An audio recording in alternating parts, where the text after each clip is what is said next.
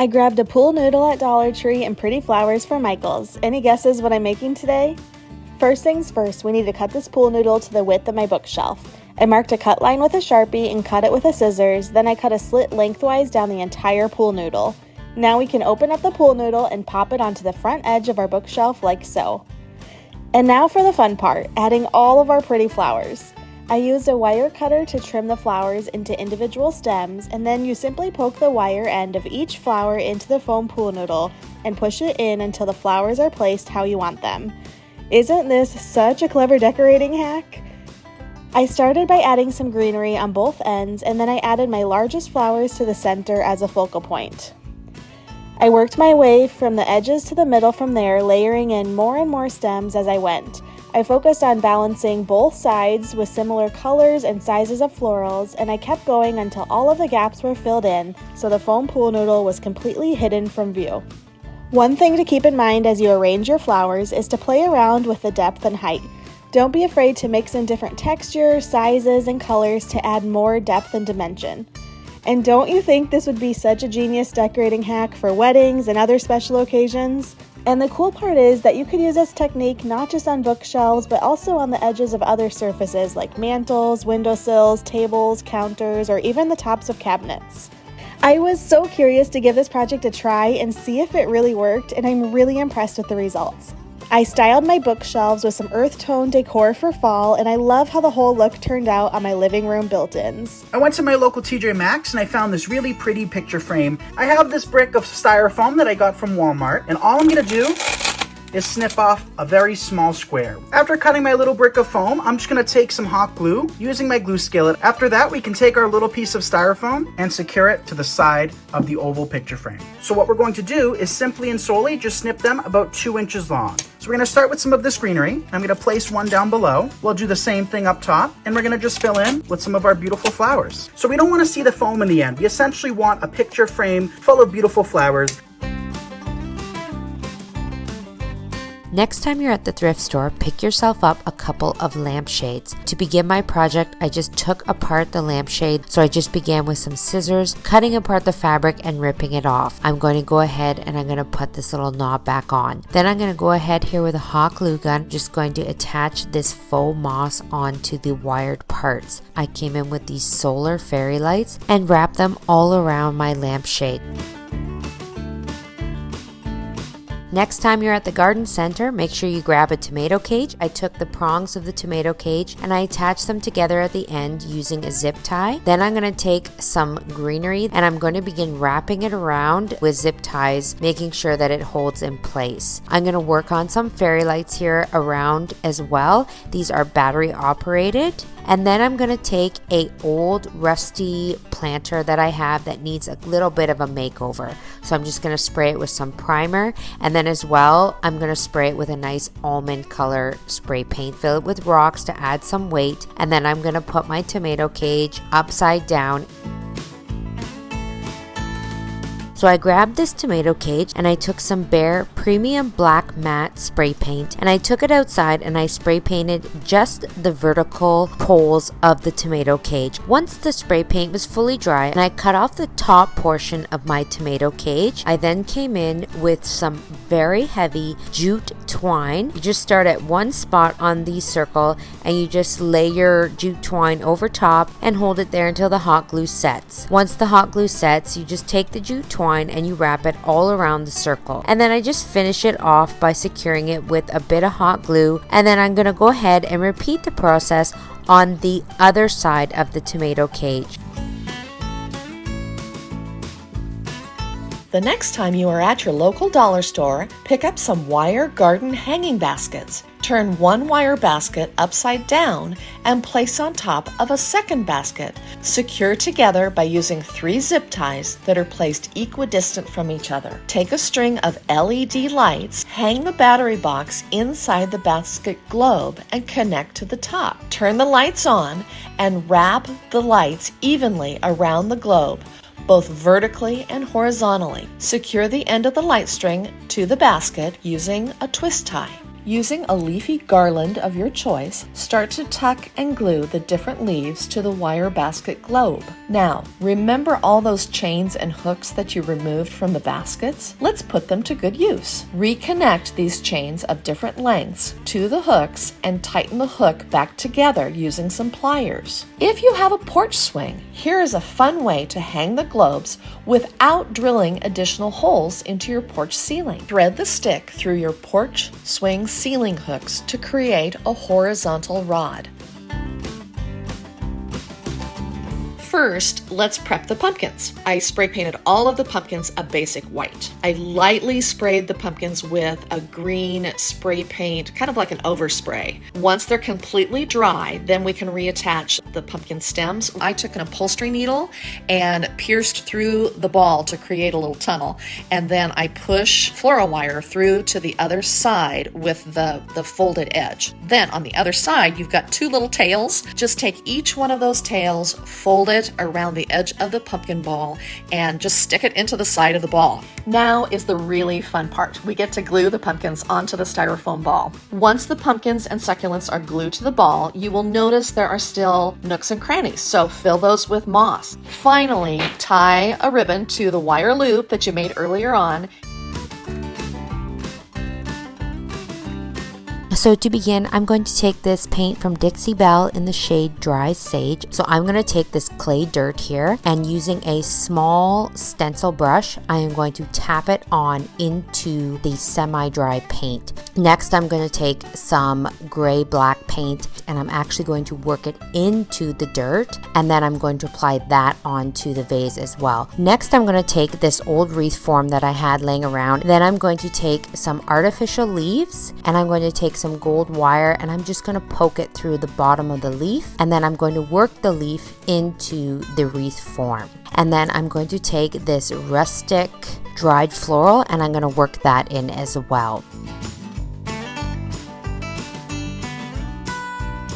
So we're going to remove this stem. I'm using raw silk fusion mineral paint, and I'm going to mix it with baking soda to give it some texture. When the paint's still wet, sprinkle a little bit of the baking soda on top and just sort of go like this. While our pumpkin is drying, I've got an ordinary $couple wreath, and I'm going to cover it with water, soften it, and I'm going to let it soak overnight. I'm going to put some Annie Sloan wax on it. I'm going to first put a coat of clear, and then I'm going to come back with a little bit of dark wax. Oh, I have quite the collection of real stems, and all we're going to do is simply hot glue this on and hold it. You can use any kind of a basket. And I have this tall flower pot that I'm going to put in the center. I have some old burlap bags. I'm now going to take a grapevine wreath, and I like to pull it apart a little bit and just fit it right over the top. Now I have a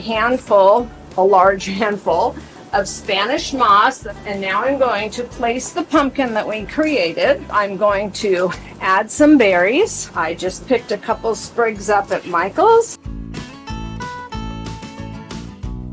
I'm now going to stencil my design onto this middle bit of the napkin. I've got a really nice dark green here. Okay, that should be enough. Now this is dry, and I've cut it into 4 bits. Using an artist's brush and some water, I'm going to paint around a section of leaves because I want to pull this part out. Any glue that you've got, and then taking one of my pieces that I've cut out, I'm going to put it onto my pumpkin like that and smooth it down. And because it's got a white background, it just blends into the pumpkin. So I'm taking the same gel medium that I used before, and then I'm going to take some gold leaf and using a very soft brush, pat it down. To start this project, you're gonna need some wood crates. I'm gonna go ahead and just start painting each of the wood slats with the orange paint. For the second crate, I'm going to take some painter's tape and I'm gonna run it across like so. Using the same paint on this one, and I'm gonna paint this whole top half here. So once again, this is a nice acrylic paint, and I'm just gonna paint all the slats with this yellow color. Now I'm gonna take the tape and peel it off, and then I'm gonna let this dry completely. Now for this one, I'll just go ahead and paint the entire thing with the green paint. So I have this little wood blank from Dollar Tree, and I'm gonna go ahead and paint that with the apple barrel pumpkin orange. Next, I just have a stick here that I got from the yard, and I'm just gonna go ahead, I'm gonna stick it into the handle, and then what I'm gonna do is I'm just gonna grab a long piece of jute or twine, I'm gonna cut it off, tie it around. Next, I just got some faux leaves. I'm just gonna add a little hot glue in here and then stick the leaves to the glue. Got some hook and loop fastener here, and I'm just going to attach the two sides together. And then I'm gonna go ahead and measure out the length that I need. I'm gonna go ahead and cut it. Now that I have the length I need, I'm gonna peel the back off and then place it onto the crate. And then I'm gonna go ahead and press firmly on it to get it to be adhere. So I've attached the first strip, and I'm gonna go ahead and peel off the backing, and I'm gonna go ahead and take that other board that I have, and I'm gonna place it on top and adhere it. So next we're gonna start by mapping out where we want some embellishments. So we're gonna add a flower, I'm gonna add a couple of buttons, cut out of another leaf, out a little nose, and then draw on mouth so I know exactly where I kind of want this rough mouth to go. And then we're going to work on gluing it all together and putting it all together. So the first thing I'm going to do is kind of map out face and hair just so I get a start on it. So I'm going to go in with the white paint. Next I'm going to go up to the top, and I'm just going to paint the hair black. Now that they're all done, let's go get them on display. To start, grab 4 wooden crates. Then add some paint. After it's dry, add a few stripes of silver. Then grab 4 wooden circles and paint them black, tracing a smaller circle in the center and painting it silver. Then add 2 stickers or a wood panel to the front and sides. Next, grab 2 LED push lights and attach them to the front. Then grab 2 LED headlamps and color it in red. Attach these to the back crate. Next, attach the wheels using wood glue. Then add a license plate if desired. Finally, assemble your truck. Add some pumpkins and leaves for fall, a mini Christmas tree and other embellishments for Christmas. You can decorate this truck for any holiday. You can glue it all together or leave it unattached for easy cleanup and storage. Pick up a wooden crate for this DIY project. For your wheel, find the center of a piece of pine and add a screw. Tie a piece of twine to a marker and draw a circle. Cut the circle out using a jigsaw and sand the edges smooth.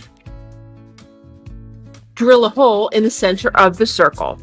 You will need an axle, 2 legs, and a handle. For the handles, measure 1 inch from the bottom of the board and drill a hole. Lightly sand the crate and turn it over with the bottom facing up. For the handles, angle the first piece of wood on the bottom of the crate.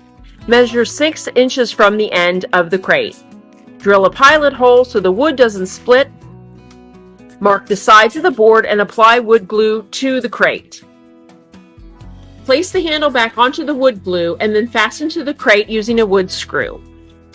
Attach the back handle using another wood screw. Repeat this step with the second handle. To attach the wheel, place the dowel through the hole at the end of the handle, thread through the wheel, and then place the dowel through the hole on the other handle. To attach the legs, measure 2.5 inches from the back of the crate and attach the legs to the handles using a wood screw. For extra strength, secure the legs, placing wood screws inside the crate. To finish the wheelbarrow, add stain to the entire piece and then seal with outdoor polyurethane. For a personal touch, add the first letter of your last name, nailing one to each side of the crate. Outside in the garden and filled with seasonal flowers, this little wheelbarrow is a great addition to our home. To start, grab 3 terracotta pots. Then grab an old flannel and button it up. Flip it over and cut off any excess fabric and attach to the pot with Mod Podge. Then grab the top pot and paint it white. Flip it over and paint the top rim yellow. Then hot glue on some straw. Next, hot glue 2 buttons on for eyes. After that, paint the nose orange and draw on the mouth with a permanent marker. It may help to sketch out the face with a pencil beforehand. Then grab an old pair of jeans and cut some of the fabric off. Attach the denim to the third pot using Mod Podge.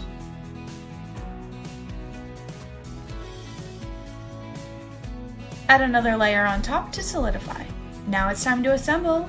Using some silicone, glue the pots together and let dry.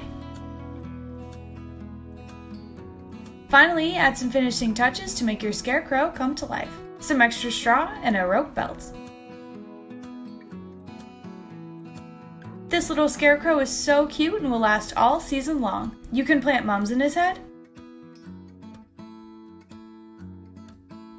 or use a straw hat for another look. The possibilities are endless. He'll brighten up any area of your garden, yard, or front porch for fall. To start this project, you're going to need 3 flower pots that are the same size. You're going to remove all the labels, and then you're going to take a damp rag and just wipe them off to free them of all dirt. I'm starting with the base flower pot. I've turned it upside down, and I'm going to be using Folk Art chalk paint. And I'm going to go ahead and paint this flower pot. Here's the first flower pot all painted, and I went ahead and covered all the way up to the top of the rim and underneath. Next, I'm gonna work on the top part that will be his head, and I'm gonna go ahead and use Folk Art Home Decor chalk paint in the color Irish. So I'm gonna go ahead and paint the inside rim right here with the black chalkboard paint. I'm gonna go ahead and do all the way around the outside and this top edge. Now, while that's drying, I have cut a strip of an old tablecloth that I had from the dollar store, and next I'm going to fold it and cut it some more. From here, I'm going to cut a zigzag pattern, and this will become his hair. I'm gonna start by putting a little dab of hot glue at the top right here, and then I'm gonna go ahead and place the hair right there, and I'll continue doing this until I get the hair all the way around the flower pot. Here his hair is done all the way around. So I drew on his face with a pencil, and now I'm just gonna use some markers and some paint to finish the job. This is the middle flower pot. This will be his body. And I have bought a toddler 5T shirt that will go over the top of him. So I'm going to slide this on top and measure roughly where I need the bottom to maybe be cut. So using my scissors, I'm just gonna go ahead and make some zigzags. So this is the bottom piece, and we're gonna go ahead and use silicone to attach the first piece and the second piece together. And squeeze silicone all the way around this top edge. And now we place the middle flower pot on top of the silicone on top of the first part. Look around, make sure that it's all centered, and get it into place. Now it's time to put our shirt back on. Now you could leave the arms like this loose, or you could pin them back, but I'm gonna take some old grocery bags, and I'm just going to stick them into the arm. Next, I'm just gonna add a little hot glue to keep this shirt in place. Now I wanted the top to be nice and flat for the next step, so I went ahead and trimmed off some of the extra fabric. Now I hot glued it into place, so it would be nice and flat and stable. I'm gonna go ahead and use silicone. That has always been my favorite with these flower pot creations. Now we're ready to put his head on. So we carefully put it on top, centering it up and making sure it's on top of the bottom or the next flower pot. Okay, he's almost ready, but I want to add the embellishment of a couple bolts to him. So I'm gonna add a little hot glue, and then I'm going to put the bolt, hold it there until it takes. I will be placing candy in him on Halloween night so that kids can pick out the treats they want. Here he is, all finished and ready for Halloween.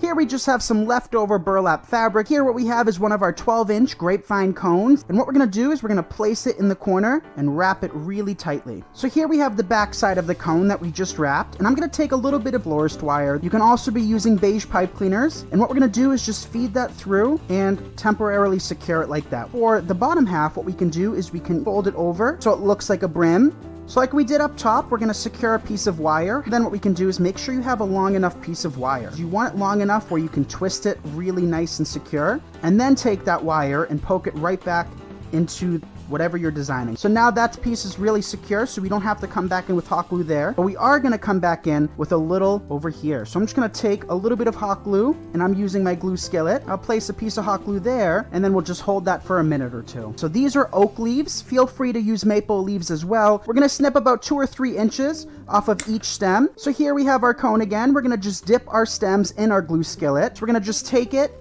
work it in with a generous amount of hot glue, and make sure you feel that contact with the cone. That's what's going to keep these in place, you guys. You want to make sure that you can feel it pull on the grapevine so it stabilizes it. So we're just going to come back in with another piece. So that's with 3. Feel free to use however many you want. I do have a little bit of leftover greenery, and we're going to use this to enhance the top of our hat. So I'll just dip these in my glue skillet, come back with another little piece just as an accent like that, and I think that just added a perfect little touch above the hat. So here I have some ribbon, and I'm just going to cut it into a little piece and create a little patch. So we'll just take a little bit of hot glue using a scrap stem, and we'll just put a little patch on him. So we'll just take this little patch and come back in the opposite direction. We'll do it like that, and I think that looks really cute. So now it's time to come back in with the nose. And the nose, we're going to use one of our ornaments. You can also take a styrofoam ball and paint it. So as you can see, the glue doesn't look the best, but it still works nonetheless. So I'll just poke his nose slightly underneath the hat like that. And look at how cute this is. So to create a hanger, we're going to just flip the decoration over. We're going to take a pipe cleaner, and since our fabric is secured, we're just going to feed this through, and I actually just went through the grapevine there, which is going to make it even more sturdy. Snip off the excess, and there you have a hanger. So let's hang this up and show you the finished reveal. And here is how the gnome turned out. I think he turned out so adorable, and this was very inexpensive to create. What I'm going to do is I took a scrap of styrofoam and fit it down in here, and I wedged it really tight, and now I am going to set this right on top. Now I cut some little wedges of styrofoam, and I'm just going to tuck them right in here. You're going to want to head over to the Dollar Tree and pick up one of these garlands. So what I'm going to do is I'm just going to take this and go around my cone here, pin the garland to the cone. So I'm just going to start. I've got some pretty fall silk flowers, and I am just going to go ahead and poke this right into my foam tree. Now, if you don't have one of these fancy pick machines, one of the alternatives is wood wired sticks, okay? They look like this, and you buy them in a bunch. What you do is you put the wood wired stick up next to your stem, and you take this wire and you wrap the wire around the stem really tightly and around the green stick. At the end, you must wrap it just around the stick at least a couple of times, and then that won't come off. See, I can stick this right in. Here is a leaf that has just a stem that's not firm enough to stick into our styrofoam. We only need a little bit of this skewer, and we're going to put that stick right up next to the leaf, and then we're going to take the floral tape and wrap it around the leaf and around the skewer, and now you will be able to add that really easily. I'm just going to go ahead and keep building this up.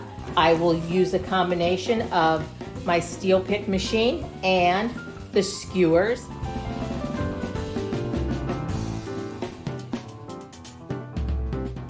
I'm so happy with how this turned out, and you can see it coordinates with my other items on my mantle just beautifully. So here's the leaves we're going to be using. So what we're actually going to do is just pop off these leaves. All I'm doing is just simply pulling them right off the stems.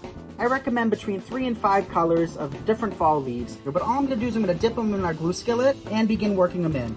So when designing this wreath, one thing I would like you to focus on is to make sure that you're placing them all in the same direction. Now let's go to our reds, or kind of a burnt red. So we'll just easily transition from one leaf to a next, and then we'll move on to our next color. And I think we're going to do this darker red next. And instead of using the steel pick machine, what you can always do is just use nothing, just your hot glue. That'll keep them in place as well. Now we'll transition to our pretty green. Isn't that a pretty green? And continue working these in. And we have 2 colors left after this. And lastly, this pretty yellowish red.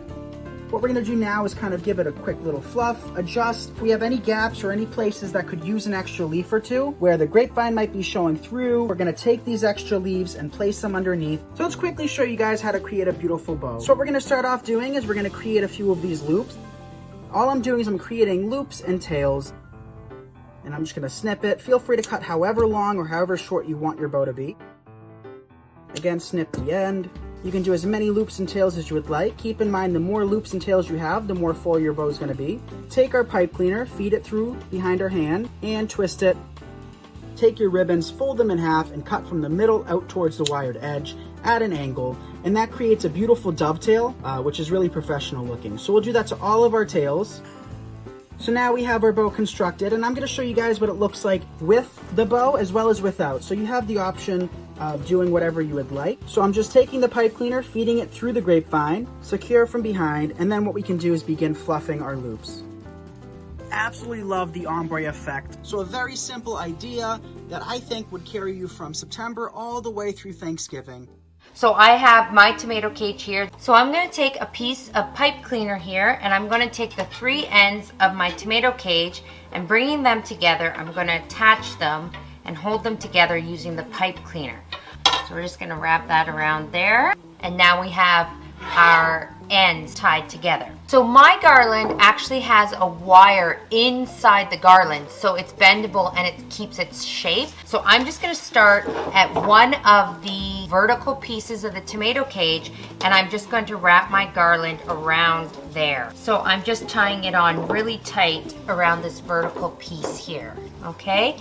And then I'm going to begin intertwining the garland through the vertical pieces of the tomato cage. I'm just going to use a small piece of wire here, and I'm going to attach the garland to the tomato cage so that it stays in place. So I'm going to continue to wrap my garland leaves around my tomato cage until I've used all of them. Now that we have all 5 garlands on, now I also have some leaf picks here, and what we can do with these is anywhere where there are large gaps or big holes where the garland is just missing, slide up in and fill in those gaps. So all we have to do is slide the stick in and then just take a little piece of wire and wire the stick up to the top of the tomato cage. I'm going to continue working my way around here, pulling in these extra leaves. I'm just going to take the body of my gnome and I'm just going to set it off to the side, and now we're going to make a hat.